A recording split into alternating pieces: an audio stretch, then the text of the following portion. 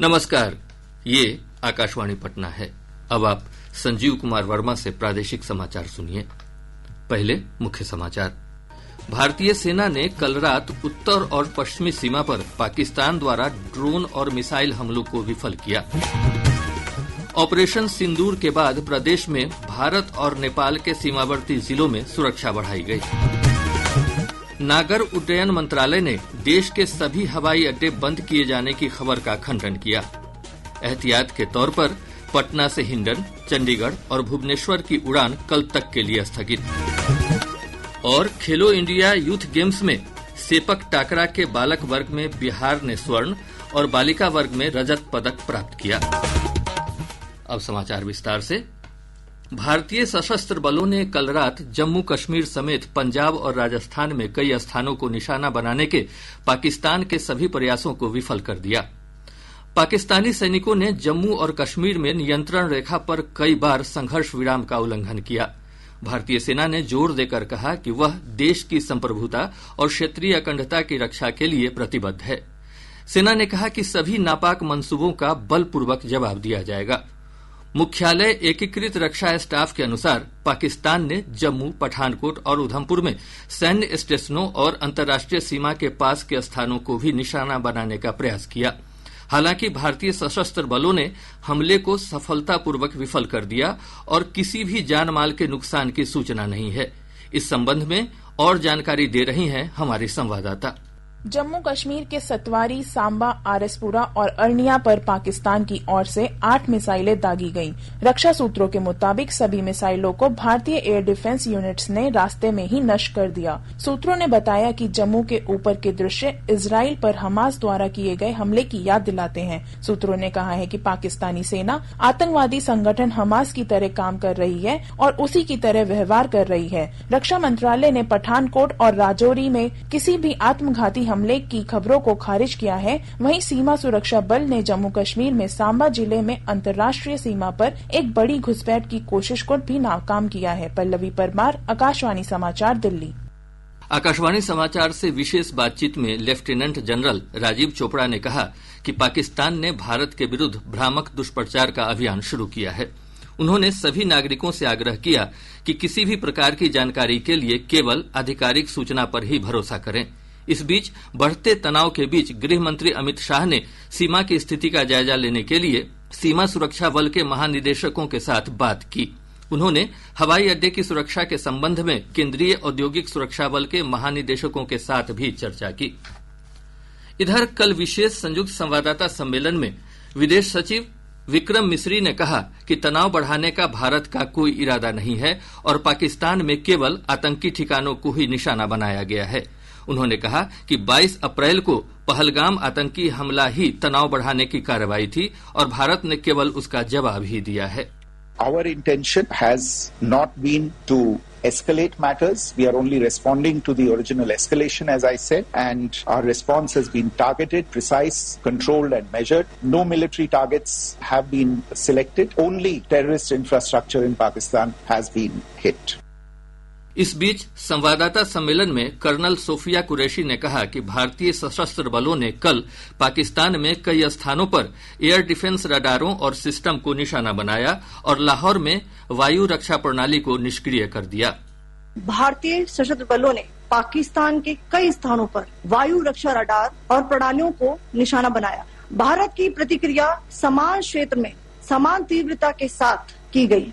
यह विश्वसनीय रूप से ज्ञात हुआ कि लाहौर में स्थित एक वायु रक्षा प्रणाली को निष्क्रिय कर दिया गया। भारत की जवाबी कार्रवाई के बाद पाकिस्तान डिजिटल क्षेत्र में फर्जी खबरें, गलत सूचना फैला रहा है। यह लड़ाई में जीत की कहानियां गढ़ रहा है। यह मीडिया को गुमराह करने और लोगों की धारणा बदलने के पाकिस्तान के जानबूझकर किए गए प्रयास दर्शाता है। पाकिस्तान सोशल मीडिया पर दुष्प्रचार का सहारा ले रहा है, इसलिए इस महत्वपूर्ण समय में हर जानकारी को सावधानीपूर्वक जांच महत्वपूर्ण है। संदिग्ध सामग्री, विशेष रूप से भारतीय सशस्त्र बलों या मौजूदा स्थिति से संबंधित कोई भी जानकारी PIV फैक्ट चेक को देनी चाहिए। ऐसी सामग्री व्हाट्सएप नंबर 8799711259 और ईमेल ID socialmedia@piv.gov.in IN पर भी भेज सकते हैं। नागर उड्डयन मंत्रालय ने मीडिया की उन खबरों का खंडन किया है जिसमें कहा गया है कि देश भर के हवाई अड्डे बंद किए गए हैं। मंत्रालय ने कहा है कि हवाई क्षेत्र की बदली परिस्थितियों और कड़ी सुरक्षा के कारण कुछ उड़ानें प्रभावित हुई हैं। वहीं पटना से हिंडन, चंडीगढ़ और भुवनेश्वर की उड़ान कल तक के लिए स्थगित की गई है। इस बीच पाकिस्तान की आक्रामकता को देखते हुए किशनगढ़, भुंतर और लुधियाना हवाई अड्डों को बंद कर दिया गया है। इससे पहले राजस्थान, पंजाब, जम्मू कश्मीर, चंडीगढ़ और हिमाचल प्रदेश समेत कई राज्यों में हवाई अड्डों पर परिचालन बंद किया गया था। पाकिस्तान में आतंकवाद के खिलाफ चलाए जा रहे भारत के अभियान ऑपरेशन सिंदूर के बाद बिहार में भारत और नेपाल के सीमावर्ती जिलों में सुरक्षा बढ़ा दी गई है। पुलिस और सशस्त्र सीमा बल के जवान मधुबनी, सीतामढ़ी, सुपौल, अररिया, पूर्वी और पश्चिमी चंपारण आदि सीमावर्ती जिलों में लगातार निगरानी कर रहे हैं। बिहार में पुलिस और राज्य सरकार के कर्मचारियों की छुट्टियां रद्द कर दी गई हैं। मुख्यमंत्री नीतीश कुमार ने कल सुरक्षा व्यवस्थाओं का जायजा लेने के लिए मुख्य सचिव और पुलिस महानिदेशक के साथ उच्च स्तरीय बैठक की। मुख्यमंत्री ने राज्य में सभी जिला अधिकारियों को सुरक्षा संबंधी सतर्कता बरतने का आदेश दिया। प्रादेशिक समाचार आप आकाशवाणी पटना से सुन रहे हैं। ताजा समाचारों के लिए आप हमारे एक्स हैंडल AIRnews_पटना पर जा सकते हैं। प्रधानमंत्री नरेंद्र मोदी ने विभिन्न मंत्रालयों और विभागों के सचिवों को अपने कार्यों की व्यापक समीक्षा करने और आवश्यक प्रणालियों का पूरी तरह सुरक्षित संचालन सुनिश्चित करने के निर्देश दिए हैं।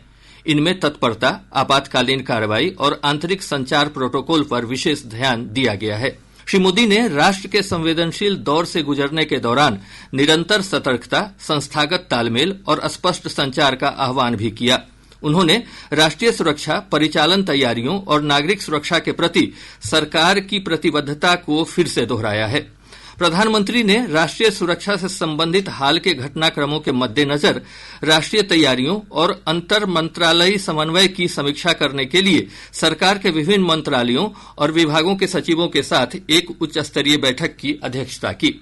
प्रदेश के सभी जिलों में रहने वाले पाकिस्तानी नागरिकों को 2 माह के अंदर नया वीजा बनवाने का आदेश दिया गया है।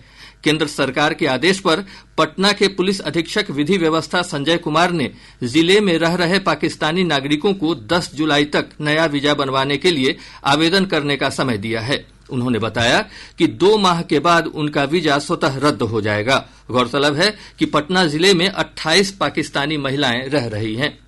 केंद्र सरकार ने वित्तीय वर्ष 2025-26 के लिए पथ निर्माण विभाग की 33,464 करोड़ रुपए की परियोजनाओं को मंजूरी दे दी है।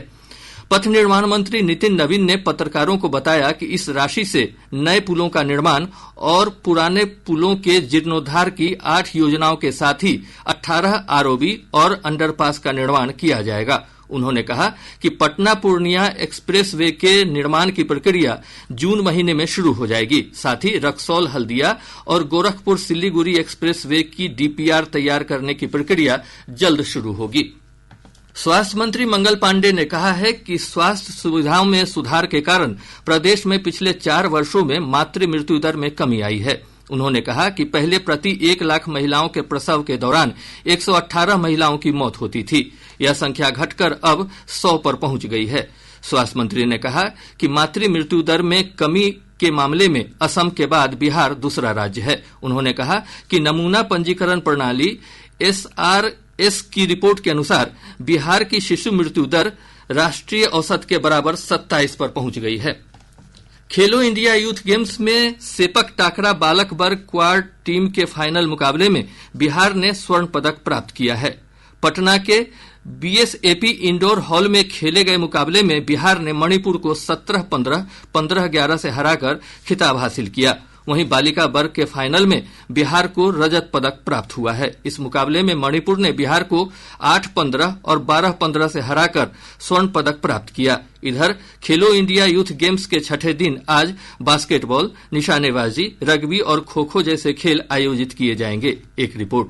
खेलो इंडिया यूथ गेम्स का आज छठा दिन है। आज भी निशानेबाजी, सेपक टाकरा, तैराकी, खो खो और रग्बी के खेलों में बड़ी संख्या में मेडल के लिए निर्णायक स्पर्धाएं होंगी। Table tennis, football, volleyball, hockey, kabaddi और जिम्नास्टिक की भी स्पर्धाओं में रोचक मुकाबले देखने को मिल सकते हैं। रग्बी में बिहार को बेहतरीन प्रदर्शन की आशाएं हैं। 1 स्वर्ण सहित कुल 12 पदकों के साथ बिहार 17वें स्थान पर है। सबसे अधिक बिहार ने 5 पदक गतका की श्रेणी में जीते हैं। धर्मेंद्र कुमार राय, आकाशवाणी समाचार, पटना।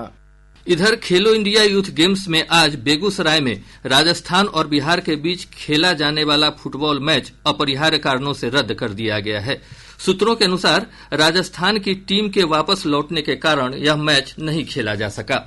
प्रदेश में पछुआ हवा के प्रभाव से अधिकतम तापमान में बढ़ोतरी दर्ज की गई है। इसके चलते कई स्थानों पर तापमान 40 डिग्री सेल्सियस के आसपास पहुंच गया है। पिछले 24 घंटों के दौरान 40.2 डिग्री सेल्सियस अधिकतम तापमान के साथ गया प्रदेश का सबसे गर्म स्थान रहा। मौसम विभाग ने अगले 3 दिनों के दौरान राज्य के अधिकतम तापमान में 5 से 8 डिग्री सेल्सियस तक की क्रमिक बढ़ोतरी का पूर्वानुमान व्यक्त किया है। इस बीच भीषण गर्मी और लू की आशंका के चलते स्वास्थ्य विभाग ने प्रदेश के सभी सरकारी अस्पतालों में कोल्ड रूम बनाने के निर्देश दिए हैं।